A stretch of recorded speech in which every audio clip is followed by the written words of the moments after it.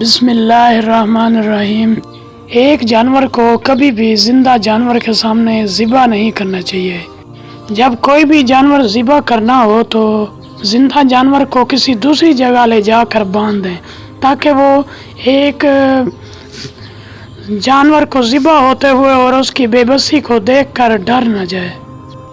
ذبح کرتے وقت کوئی بھی اوزار یا چھری جو بھی ہو اسے اتنا تیز کر لیں کہ گلا کاٹنے میں دیر نہ لگائے، کیونکہ ایک جانور جب ذبح ہوتا ہے تو اسے تکلیف تو ہوتی ہے، لیکن ہمارا اوزار یا چھری اتنی تیز ہو کہ وہ فوراً اس کا گلا کاٹ کے رکھ دے۔ جب ایک انسان ایک جانور کو اللہ کی راہ میں قربان کرتا ہے تو اس کا مطلب یہ ہوتا ہے کہ اس کی جان، مال اور دولت سب کچھ اللہ کی ہے، اس لیے وہ اللہ کی راہ میں جانور کو قربان کرتا ہے۔ جب گوشت بانٹنے کی باری آئے تو گوشت بانٹنے میں اتنی کنجوسی نہ کریں کہ ایک غریب آدمی کا ایک وقت کا سالن بھی نہ بن سکے۔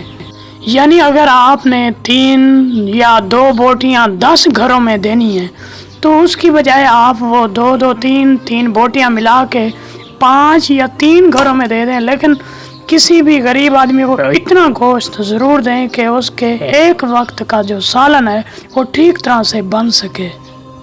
اس گوشت کا صحیح حقدار وہ غریب آدمی ہوتا ہے جو پورا سال بیچارہ گوشت کے لیے ترستا ہے اور قربانی کرنے کے لیے، جانور خریدنے کے لیے اس کے پاس پیسے نہیں ہوتے۔ ایسے لوگوں کو قربانی کا گوشت دینا بہت بڑا ثواب ہے۔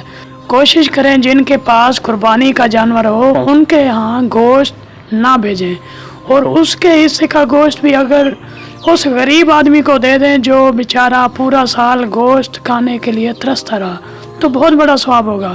لیکن اس مسئلے سے چھٹکارا پانا بہت مشکل ہے۔